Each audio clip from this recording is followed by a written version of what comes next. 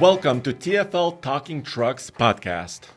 That's right, folks. You're lucky enough to listen to Andre and Nathan and our dulcet tones as you are going through your day. And I highly recommend this particular podcast if you're into recalls. Oh, wow. Are you talking about the Arnold Schwarzenegger movie from the 80s? Get to the chopper. Actually, if anybody should be doing Schwarzenegger, it should be you. Come on. Total Recall. Very good.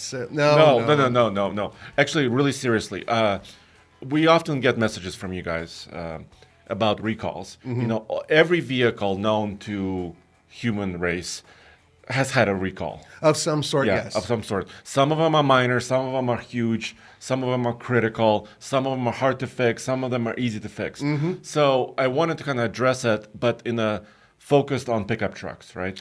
Because that's what we do here at TFL Talking Trucks. That is correct. Now, keep in mind that nowadays you're hearing about recalls, it seems more often, but there's a very simple reason for that. Right now, with social media and everything else going on, as opposed to, say, 10 or even 15 years ago, you're hearing about recalls almost immediately as opposed to a newspaper article or perhaps a letter sent to your house. So that's one of the reasons why I believe people are getting that feeling like, oh my God, there's even more recalls. These cars are worse. No, it's quite the opposite, actually. It's better because we know about it quicker. As such, we can react faster. Yeah, and we can be more knowledgeable about it as well. Precisely. And we still get letters. I mean, we've had, at TFL Studios, we've owned many vehicles and trucks also, of course. And we've gotten letters about our trucks. I've received a letter about my truck, and you've received probably a couple about some of your trucks. I received a letter recently, a year ago, about my F-150. I have not received any letters about my Chevy Colorado. I wonder why. Which is strange considering its current track record. But, Yeah. you know, that's part of the deal here. So I know that a lot of you guys have had like common problems and you're wondering where is that NHTSA recall. And in some cases it's already happened or it hasn't happened. Straight off the bat, we do recommend that if you have any questions about your vehicle, most websites for most new vehicles, for instance, you know, Ford or Chevrolet or Toyota, they do have a section usually in the upper right-hand corner for recalls, and it is relatively easy to access. But if you can't find that, go to the nhtsa.org website, and you'll be able to find information about your vehicle there. Or nhtsa.gov. .gov, sorry, did I say org? Damn. Well, it kind of makes sense, but it is a government It is entity. gov. I totally, yeah. It's a government Sorry, entity. .org. And .gov. I said it again. Hello? What's wrong with me? That's okay. .gov. Okay. We Sorry. do not work for NHTSA, by the way. No, we don't, No. or IIHS. But anyway, so definitely go there because they will have the most current information about your vehicle. And you can put your VIN in there. Yes, you can. So you don't have to be generic. You don't have to like search for your vehicle name. You can just put your VIN, do your real, identifier, and bam, you can see the results. But even if not, if you're like, at work, you're like, I don't want to go out and look at my car's VIN, you can still put in the general information of your vehicle. You should be able to find it. Yeah. And before we move on, how about we thank our supporters? Right? Yes, please. Patreon.com/TFLCar is our only page on Patreon, and your support is really helpful to us. We don't have, within the last couple of days, we don't have any new supporters, but I still want to thank all of you guys. Yeah, we appreciate it. Not only does your support allow us to do what we're doing here, but with your support, it kind of gets the word out. Word of mouth, or they can see clearly that we have supporters, and it brings in more people into our audience. And this is a community-based setup, and so the larger our community, the more we can do. So thank you guys so much, because without you, honestly, we couldn't be doing this. Yes. So I wanted to start our kind of recall discussion on pickup trucks with the Super Duty, the new one. Mm-hmm. And why am I picking on the Super Duty? Well, I recently received a couple of emails from one of you guys, and this gentleman went to the dealership and wanted to buy an F-250, and there was a stop sale on a brand new F-250. Wow. And it actually had to do with the screen, the digital gauge cluster going blank. Wow, that sounds familiar. So what I've been learning through my research about every pickup truck here is that there's some themes. There are common trends between multiple manufacturers and multiple trucks. Yeah, it kind of carries over based on things. But before we do that, can we explain to those who don't know what a stop sale actually is? Yeah, so basically, Poor guy. He was about to give the dealership money, and the dealer looked up the VIN. And we're like, "Oops, sorry, I can't sell this one because it's a government requirement, actually." That's right. Because it was deemed unsafe because the gauge cluster was not operable, and they said you could not sell this vehicle. Simply put, a stop sale is when the manufacturer, because they are concerned about liability, they have to immediately stop the sale of a vehicle until the confusion is cleared up. And it could be any number of things, but in this particular case, it had to do with this particular recall. Yep. And this particular one affects, and I'm on nhtsa.gov, affected 38,695 vehicles. And this included the F-250, the F-350, 450, 550, and also the Ford Escape, of all things. But this is a trend, right? More and more manufacturers, especially on the higher trim levels, are getting, they're putting in these big digital displays for the gauge cluster and the center cluster, the center screen. And I'm kind of a fan of this because, I love tech. Yeah. I'm a kind of a techie guy. And you could reconfigure the gauges, you can customize the gauges, you could see a different information, even maps. Yeah, you could do all that until it goes blank. Oh. Until it dies, and then you literally cannot use it. And that is one of the issues. By the way, I'm on your side for those of you who are like, would rather have regular gauges, not digital ones. So my little baby truck, I ordered it specifically in the lower trim so I would at least get analog gauges in front of me. Hence, they don't die. Okay, I'm sorry. Continue. Yeah, I get it. And then, but it's a way to save money. So right, like my boat. I have a 2004 ski boat, right, Taiga. And I have like 7 different gauges on my dash. Yeah. And they're all individual needle gauges. But they look cool. They look cool. And then when one of them dies, I replace it. Yeah. Right? Which is fine. Yeah. But, it costs money, like $50 for a gauge or more in many cases. But you're going to ask me how much the screen costs, right? I don't know. When they build them manufacturing, exactly. You see? When they build them in bulk, it's much cheaper. And so if they can have these screens, say 11.3 inch is one of them, 12.3. Yeah. A lot of these sizes, which are really popular, they're actually being built by 1 or 2 manufacturers who then send them over to the automaker.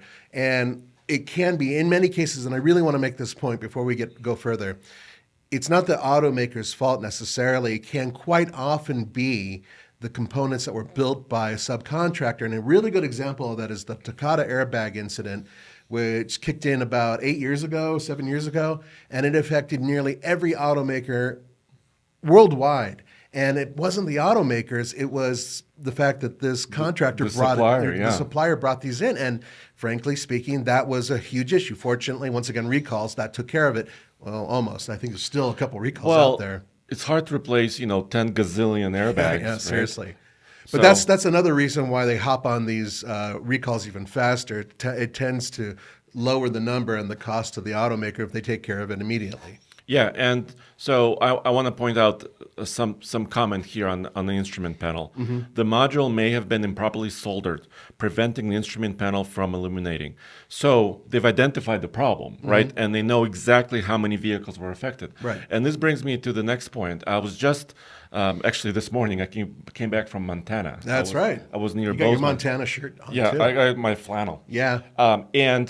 I was visiting GMC. GMC is unveiling their latest lineup of AEV edition pickup trucks. Okay. So the Canyon, the Sierra Light Duty, Sierra Heavy Duty, all those trucks.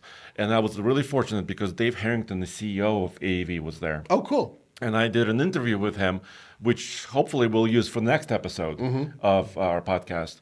And he was saying how difficult it was because what AEV does is they build bumpers.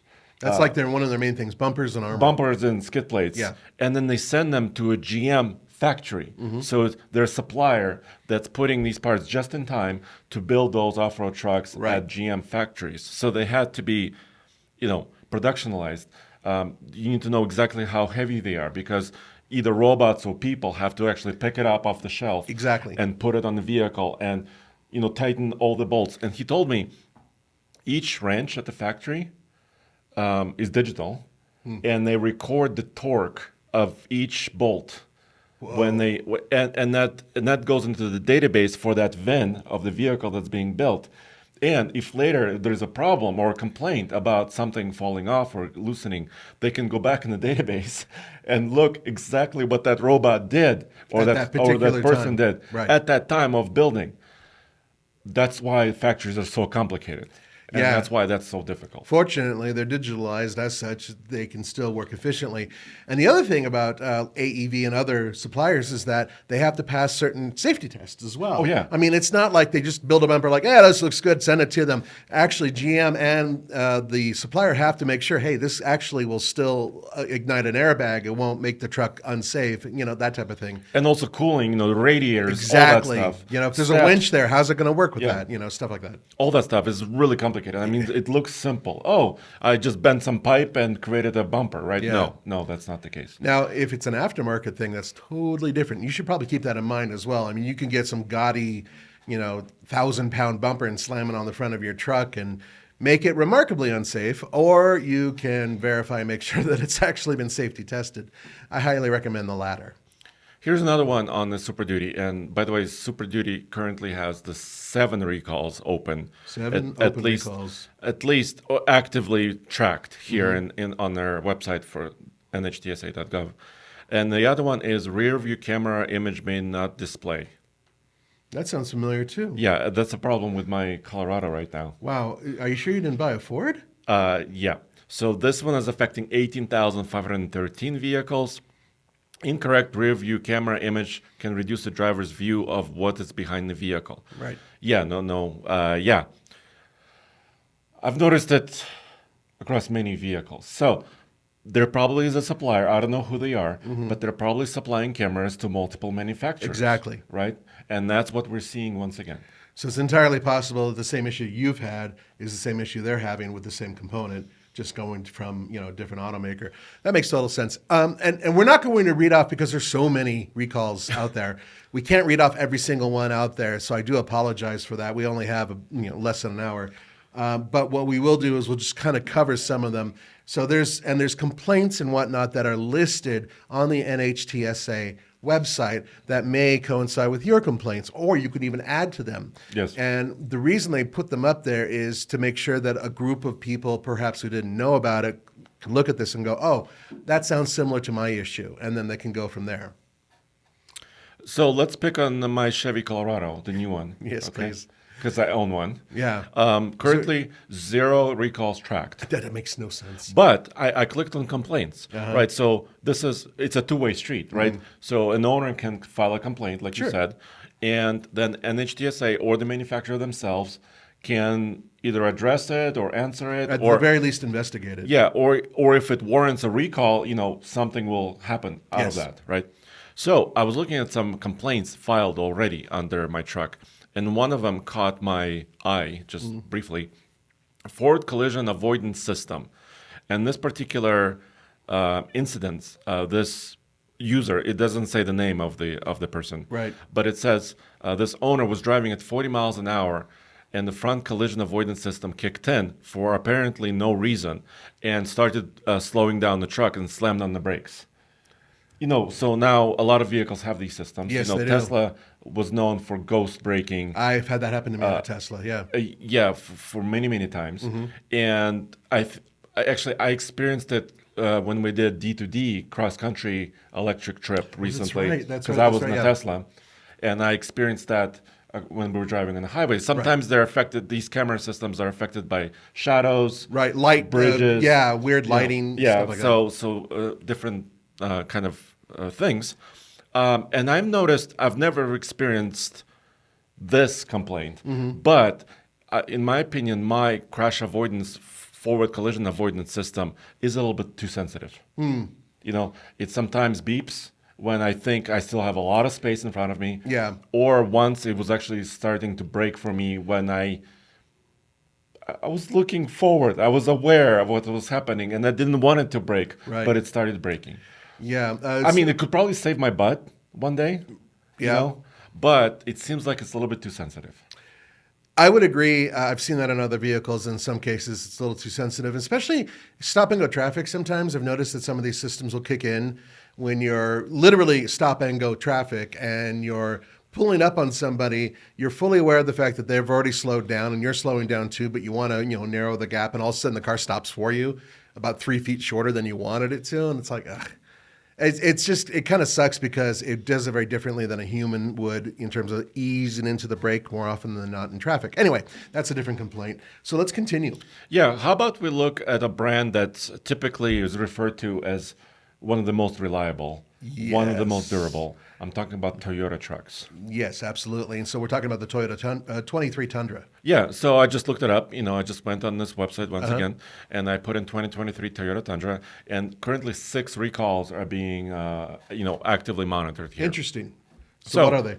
Well, so in Ford, general. that Ford truck was 7. This is 6. Yeah. So things happen to all kinds of vehicles. Well, especially this is a new truck too. Essentially, it's really in its first real year, full year that is. And I would say that, that's one of the things about buying a brand new vehicle. Sometimes you have teething issues. Yes, this one is quite interesting. I'm just picking it out of the blue. Okay. So I'm reading incorrect load carrying capacity sticker. Oh. And this is basically the payload sticker. And it affected 21,781 vehicles, specifically the Tundra and the Tundra Hybrid. So this is only for the hybrid and the Tundra, both with the hybrid and the non-hybrid powertrain. Right. And it says here they determined what the issue was. The vehicle's equipped with a spray-on bedliner accessory. The load carrying capacity modification label states the incorrect load carrying capacity. So when they added a couple of pounds, how many pounds would the spray on? Because so they have a composite bed. Yeah. Right, and it's a little slippery. So you can order an option. Right. Where it's a little bit grippy. This little grippy. It's not a standard. No, it's like got a Line-X? It's got, not a Line-X. No. It's got nodules in it, which I remember reading about this, which has like a rubber-like finish to it, making it a much more. First of all, it's porous, and then secondly, it creates grip, so that way you don't have things flying around the back as if they're on ice. I would say though that's a relatively heavy material, so I'll give them the benefit of the doubt and say it's 7 pounds to 10 pounds. Okay, so not a humongous deal, but still they caught it. I guess there was a complaint about this. They caught it. They are correcting it.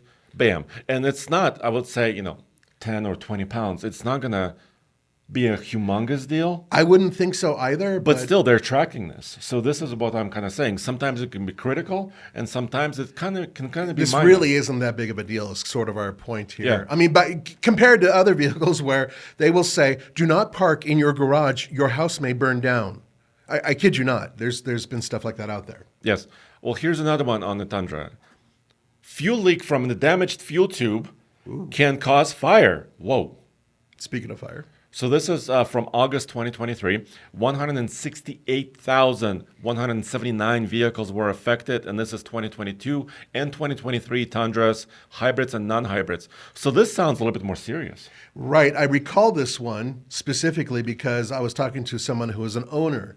And now that I remember, basically, I think you take the vehicle in, most of them are fine, but they have to inspect them to make sure that the fuel line is not damaged. Yes.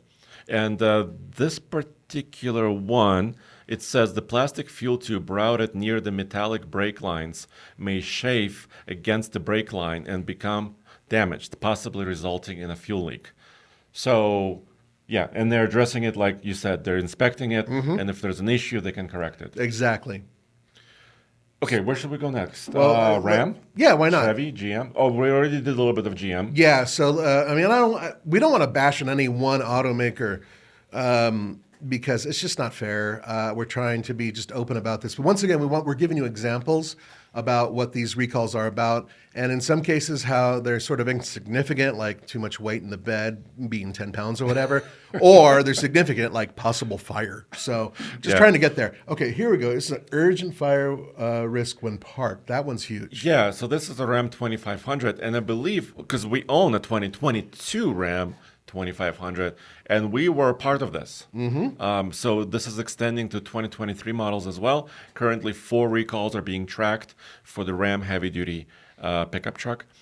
And let's see. For those of you who are listening and not able to see this, this particular recall has red lettering with a red box saying urgent recall. So it's definitely, it's a red box. Yeah, but it's standing out. It's all bold. And it's bold lettering at the top of the page. Exactly. So they don't want you to miss this one Precisely. if you're looking. Bingo.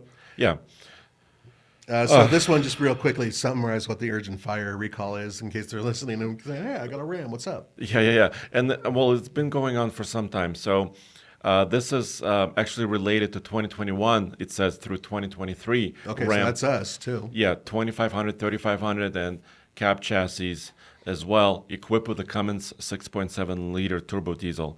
An electrical short may occur in the heater grid relay specifically, not the heater grid itself, with the ignition on or off. So it's really a parked vehicle. That's why it says when parked, this issue could occur as well. So you walk away from it and it still could be a problem. Yeah, so they're recommending not parking indoors or in the garage. See what I right? mean? Yep. Yeah, exactly. So that's significant. It's huge. And we actually took our truck into the dealership and had it this problem addressed, and also there was a problem with a dipstick on the transmission fluid. So we're taking care of these things. Yes. And the good news is I think it was not even a day that it was in the service, right? I think we picked it up in the afternoon. Yeah, probably just over one day. It wasn't over one day? Okay. Yeah. But in some cases, there's super quick checks, and in other cases, they're not. Yeah, it depends and on the vehicle. a lot of dealership actually, because a heavy duty truck could be a business truck, could be a work vehicle. Exactly. And if you're a contractor and you're without a vehicle, you're losing business. Yeah, exactly. So there are different dealerships sometimes, like there's a commercial center versus like consumer areas. So sometimes if you go to the commercial dealerships, they can address your problem faster. Hopefully you can. Sometimes you schedule an appointment, sometimes not, whatever. But I do recommend, by the way, scheduling, because I've dealt with recalls as well. Scheduling an appointment. I mean, you could bring it right in, and they'll try to sneak it in. But usually calling them at the very least, and I recommend calling because sometimes the online stuff doesn't really work very well. I've had that too. Calling the dealership that you want to take it to, making sure that they're able to take the vehicle, and then letting them know that this is for the recall. That will expedite your vehicle being checked. So I do recommend doing that. Yeah. Oh, here we go, Tacoma.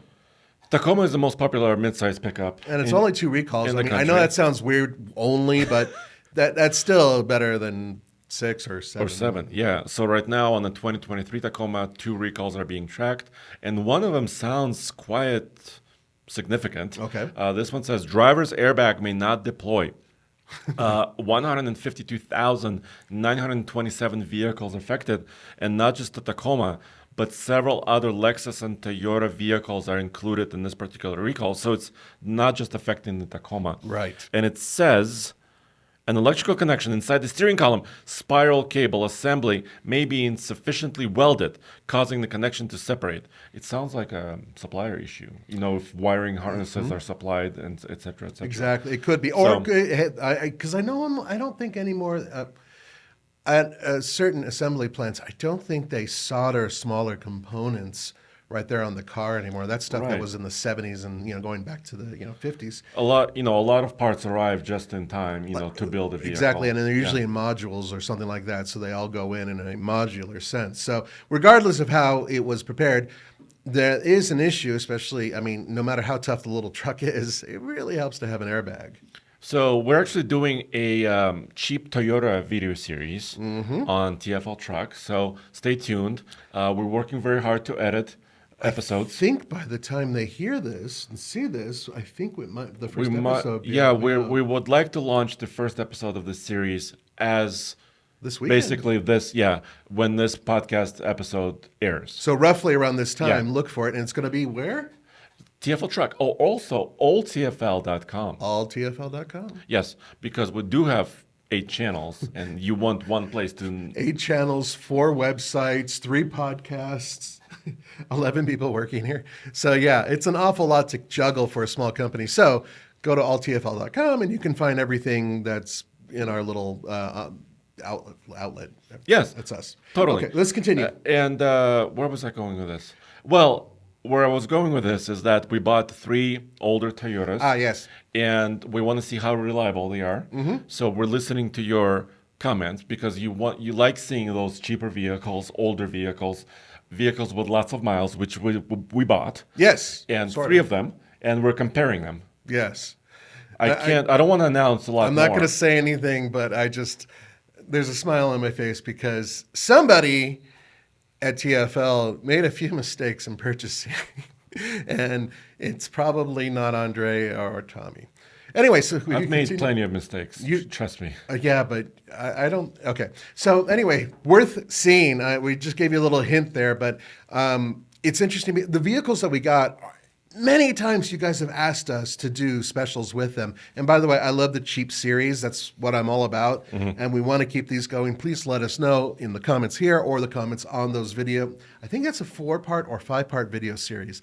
Let us know in the comments on that series what you guys think, and perhaps if you have an idea of other video series to do. Yeah, we'll listen to your comments. This was based on a comment, this series. Exactly. And I've also read your comments about how all the new pickup trucks are expensive. Yes. We know this. We have to cover the news, right? When the news comes out about the latest AEV edition truck, Right. we have to cover it and bring it to you. But we are aware that those are very expensive vehicles. You may notice that Andre and I own the lesser expensive versions of the Yes. little baby trucks that we bought. And we bring you that news as well. Exactly. And there's a very good reason for that. A, we're not rich. B, it's very expensive to buy a new pickup truck today. So we totally get it. But we also have to base a lot of what we show you guys on the manufacturers who give us these vehicles. And usually they don't want to give us the base model. Sometimes they do, but I'd say 90% of the time they don't. And we're stuck with, these remarkably expensive, luxurious versions of those vehicles. As such, I know it's frustrating because you guys really want to see the one that you're interested in, which might be like with a Ford and XLT or something like that. We're trying. It's just the automakers make it kind of difficult to get those. Yep. Okay. So let's move on a little bit. Nissan. How about Nissan? Nissan, right. They have so many trucks to choose from, but we're only going to talk about 2. See what I did? Well, yeah. How about Frontier at first? Yeah. So one recall is currently being tracked for uno. Nissan Frontier. And also, I think it applies to King Cab and also Crew Cab. And this one is kind of insignificant. 4,249 vehicles, and it's a tire-related issue. Tire may have a tear in the inner bead. So whoever, that particular batch of tires, there was some fault in the tire. I wonder if it's on a certain trim where they like the lesser or even the better tire. For instance, the Pro 4X has the better, beefier tire, whereas in other ones, say. Yeah, it doesn't. It doesn't say. But if you put your VIN in when you go to NHTSA, if you own one of those 4,000 trucks, then it'll tell you what the recall's all about, and you can bring it in, and they can take care of it. Yeah, or you can just look underneath your truck, inspect the bead, and then tell the dealer about it. It's the inner bead. I wonder if that's how easy that is to see. Yeah, it's probably not the easiest. I think I would take it to the dealer if your VIN matches. Just go. So once again, could be a huge problem if your tire fails when you're driving, but not a lot of vehicles are affected, and so you can address it quickly, bam, and you can go there. How about another manufacturer like Honda? Honda is an interesting one. Now, what do they have that's truckish? Well, they only have one thing, and that's the Ridgeline. Yep. And the Ridgeline so far has had a pretty good run, not a whole lot of issues, but there is one recall. Currently, 2023, Ridgeline is tracking 1 recall, and actually more vehicles than just the Ridgeline are affected in this particular one. I'm not surprised. The Civic, the Ridgeline, the Passport, the Pilot, and the Acura MDX are all included in this one. Interesting. Okay. 124,077 vehicles are affected. The tie rod fastener that connects the brake booster to the brake master cylinder may have been improperly assembled during manufacturing, which can cause a brake master cylinder to separate from the booster. So this is a braking issue. That could be a real issue. Yeah. Okay. So, yes. But see, so how do they know this? And this is when my conversation with Dave comes into play. Because if a robot assembled this at the factory, they know all the torque numbers, right? So they can identify those vehicles and kind of narrow it down very quickly. Which is awesome. That's better for the consumer, and that's better for the automaker. Yep. So let's do maybe one more. Okay. Because I wanted to look at the little guys as well.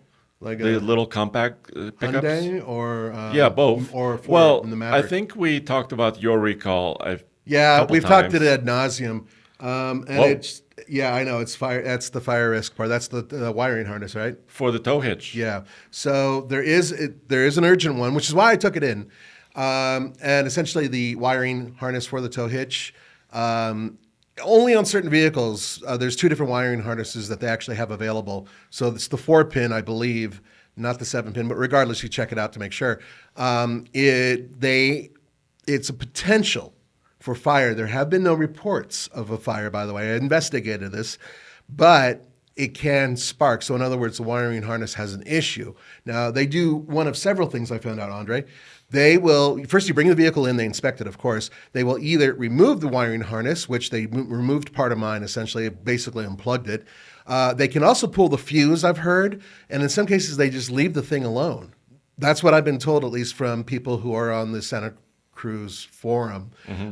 Regardless, the best thing you can do is double check. This is one that I found out by going onto the website for Hyundai, and I went onto the recall section. I put in my VIN. I took care of it very quickly.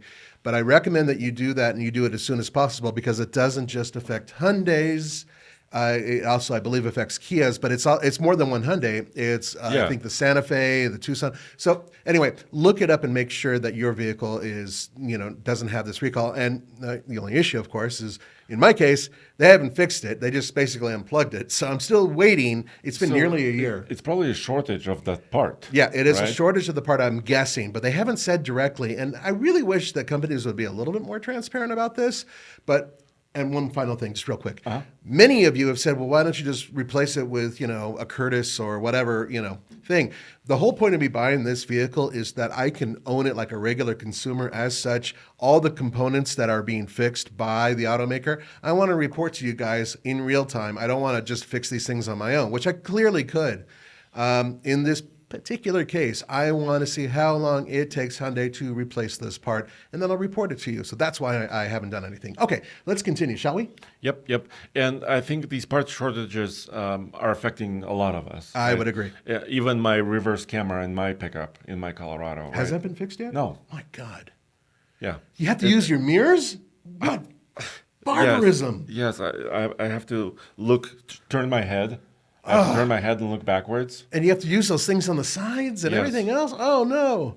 Yeah, so Sorry, being a little facetious, but it still sucks that he doesn't have it because it is a requirement now to have a backup camera in every car built in the United States or sold in the United States. thankfully I'm not driving it a lot right now because we do have some loan vehicles. But you've been giving it to the boys to take off road. Oh, yeah, I did do that. That was awesome. Andre is the absolute poster child of patience and understanding.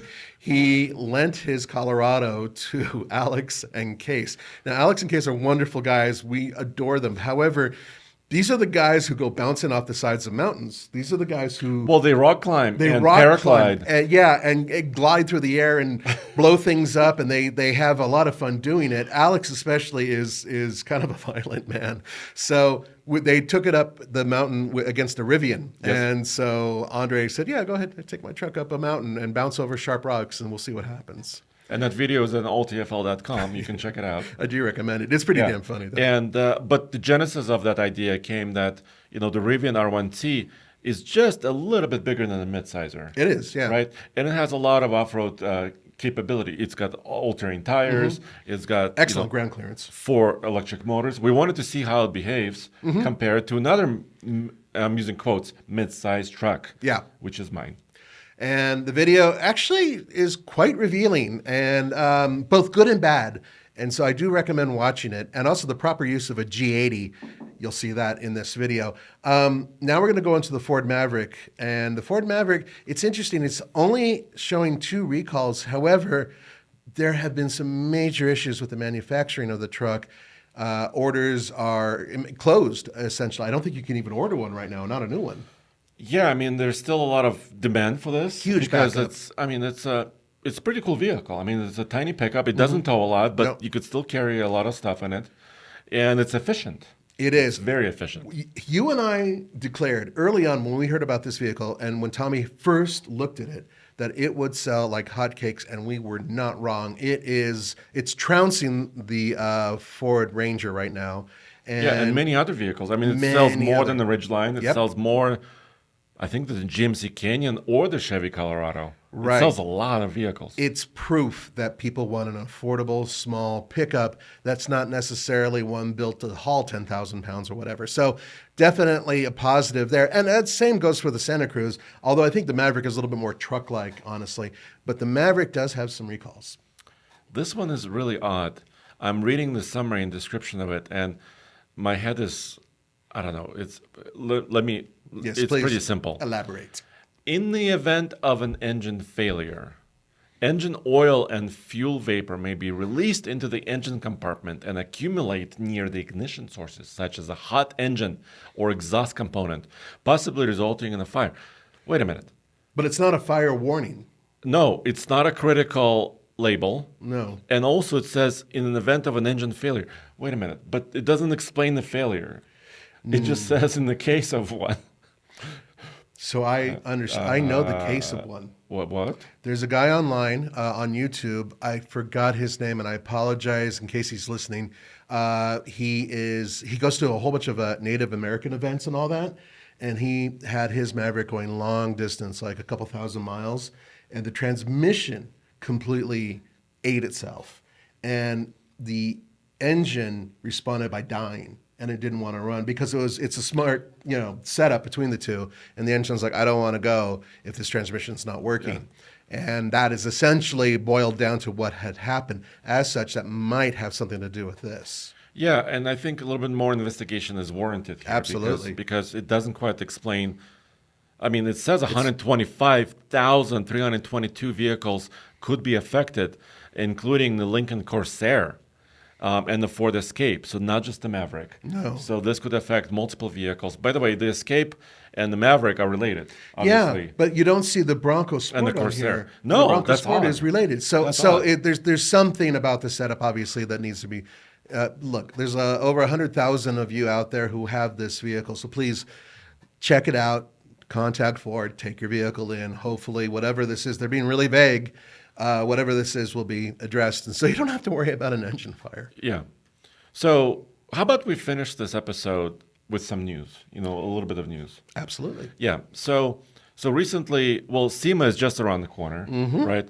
And Ram is doing something. I'm really glad that Ram truck is going to have something at SEMA. What is this about?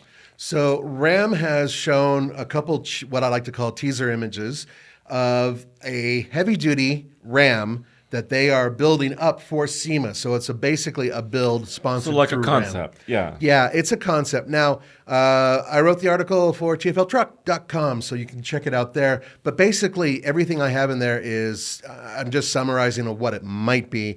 It's a guess. But We don't know a lot about this, No. but I will be at SEMA. So you'll be at SEMA with our man Cole, yeah. Big Bad Cole, and you guys are going to cover it head to toe, which means I'll also be looking at this truck, which looks really cool from the images we can see.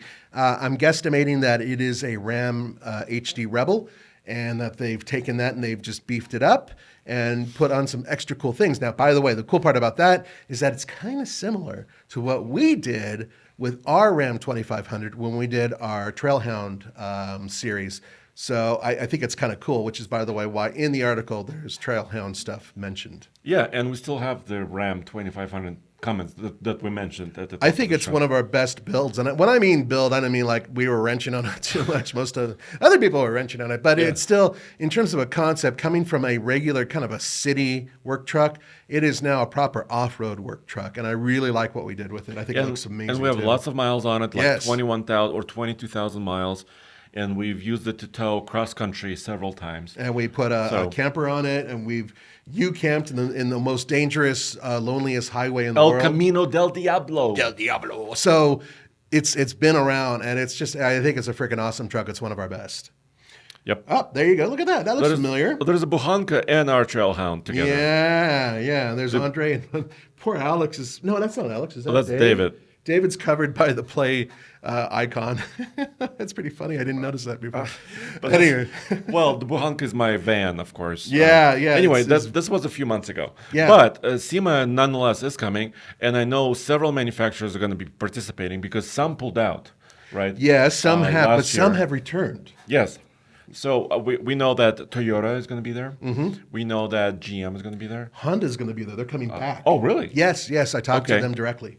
And then, of course, Stellantis Ram. And they usually have some Jeeps as well. Yep. And maybe even Dodge vehicles. They're coming back as well. That is I correct. mean, they haven't left yet. They are not only that, but last year they had one of the largest displays out there for both Ram Remember and how loud it was It there? was incredibly loud, and had Vin Diesel's voice constantly, like, We are family. We're family, and it's a quarter mile at a time, blah blah blah. But all of that was in this very large space, like in the middle of one of the pavilions. I do recommend if you do go to SEMA to put on some very good walking shoes and drink a lot of water, especially if you're going to party at Vegas before you go.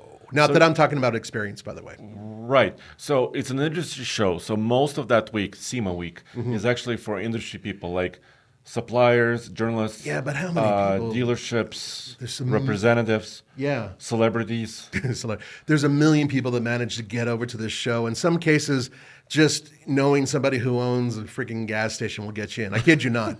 But they do have days where you can actually buy tickets if you're not in the industry and still get in and see a lot of the stuff too. And I do recommend that too. There's just a lot to see. So I think that's on either the last or the second to the last day of the event. And I think it goes from October 31st to November 4th. Yep. And there is like a public day. And also, of course, there's a That's what I parade. Yeah. Oh, yeah, Where the vehicles are actually driven. Yeah, well, many of the vehicles. Whichever ones can drive. Because some concepts Honestly, may not be able to yeah, drive. some of them I really cannot be driven. So there's recent news about electrified pickups. Mm-hmm. So we've done Silverado EV versus Lightning, F-150 Lightning EV recently. We also tested the Rivian, as we said. Mm-hmm. But, for example, here's a couple of news stories. Ford cuts F-150 Lightning shift and lays off 700 people amid sluggish sales and also UAW memo, which is related to the strike. Right. So, and also, so this was a couple days ago. And then just yesterday afternoon, Chevrolet announced that they are delaying the expansion. So they have several factories, of course, in Michigan. One of them is the Factory Zero in Hamtramck, Michigan. And then another one is Orion Assembly, Yeah. just a little bit north of it. And they were going to retool the Orion plant to build Silverado EV trucks. And now they're saying, we're going to wait another year. Yeah. So they're delaying that factory retooling. Now, straight off the bat, some outlets have said, oh, well, it's all because of demand. Nobody wants these trucks, blah, blah, blah. Others have said it's because of the high pricing, and that goes directly to demand. Yeah. And yet other people have actually looked at it in a more holistic way of saying, yes, part of it is demand for sure. So that has dropped, and some of that can deal with the heavy pricing. In addition, there are also supply issues. So all of that, and of course the strikes. And the strike. Yeah. Right. So all of that plays into it. So keep all of that in mind. And there may be some good news to that too. If they're slowing down some of this manufacturing, that means that certain dealership lots that are holding on to some of these vehicles may want to get rid of them. So look into possible, I don't know, you might be able to bargain a little bit. Yeah, and also at Factory Zero for GM, they're actually planning to expand, adding a second shift at that factory. So it's not, it's easy to report news one-sidedly, right?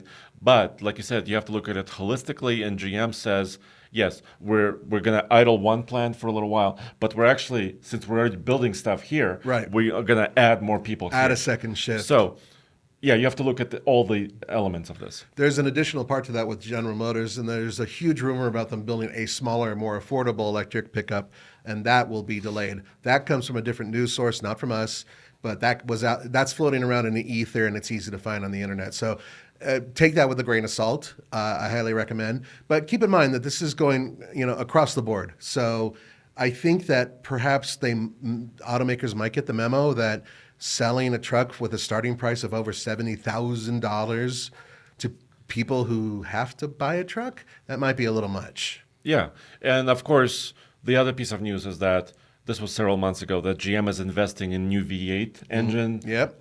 technologies and production. So they're not walking away from their combustion engines No. anytime soon.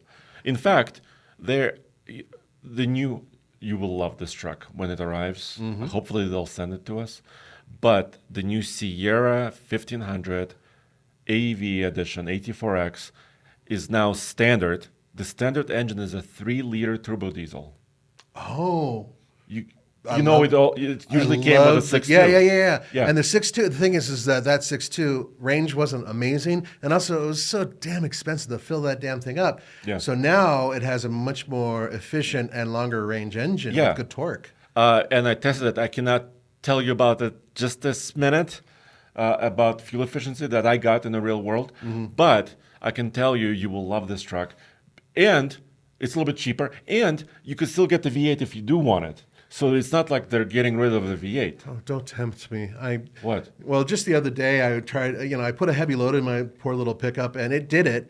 But then I was like, if I had to tow something, I'd be dead. And so I started thinking about large pickups again. Damn. Oh, well, you could borrow my Colorado, but it has the same payload. Yeah, I know.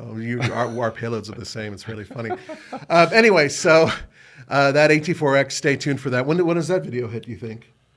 Next week. So in just a few days from this episode. From this episode that you're hearing and seeing, it's just a few days. So we've done a video about this also, but Ram TRX prototypes are running around, and also not just TRX, but all kinds of all versions of the Ram 1500 prototypes are running around. And there's a very simple reason, I think.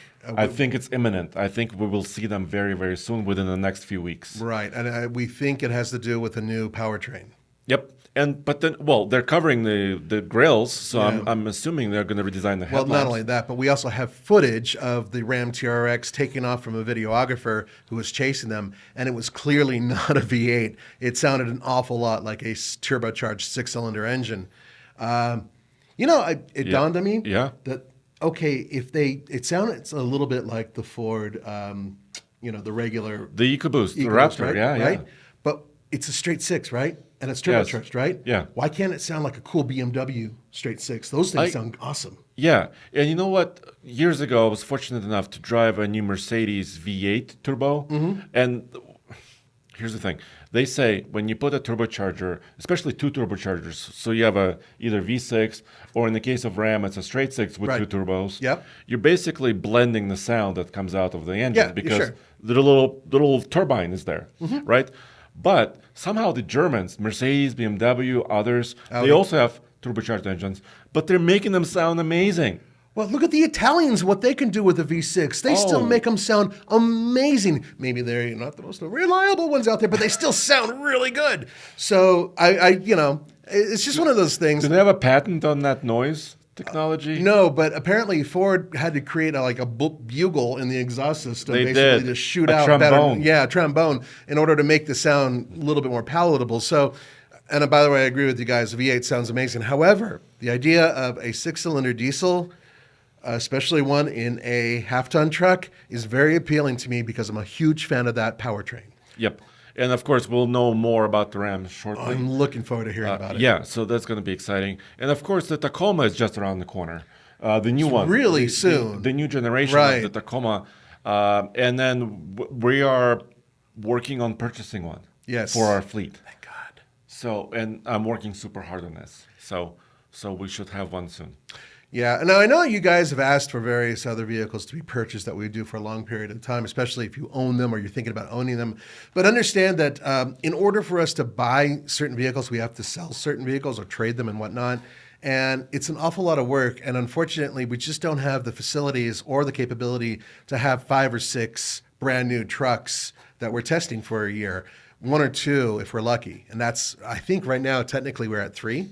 Aren't we at 3 brand new? If we're not counting yours and mine. Right. Yeah. Yes. So, yeah, it's a stretch. We are rotating it, and we cannot forget about cars, because our overall studio budget, Roman, Tommy, and Alex, and Case, and the rest of us, we're also purchasing cars at the same time. Yeah, so we're also buying those. And also we're doing like the cheap truck thing that you're about to see. So, just keep that in mind. We really would like to. I would love to have that ability I mean, wouldn't that be amazing if we could basically buy every new truck that's out there and test them for a year? Well, yeah, our budget is not not even nearly there. close. Not even We're not Consumer Reports. No, we're not. And in addition, we still have the ability to get a variety of vehicles. And in some cases, we even have viewers and readers like you guys who will let us borrow your truck in order to do certain videos, Yeah. which is great.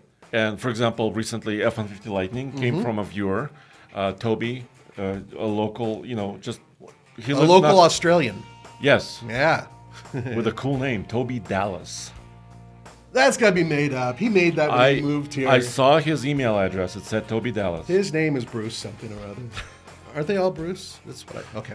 Thank you, Toby. I'm just joking. Okay. Okay. So we should probably wrap this up. Yeah. So hopefully this overview of recalls helps. I think you heard a little bit of frustration in our voices when we were talking about our trucks. I'm sure you're also frustrated by this. We'd like to know about it, by the way, in the comments. Yeah, please let us know. And please keep emailing us as well and talking to us on patreon.com/TFLcar, because this whole episode was kind of pushed along by one of your emails. Yeah, which reminds me, if you guys do participate with our Patreon, then we will directly take your information and put it right out there for everybody else to hear. You will be in the front of the line. And also, I will respond to you directly. On a that. direct response. Hell, his wife doesn't even get a direct response Please half the don't. time. Yeah, let's not mention She that. doesn't listen, don't worry about it. Mine doesn't either. Yeah. Okay. Anyway, guys, thank you so much. Have a wonderful week. Be safe out there. We'll see you next week. Thank you.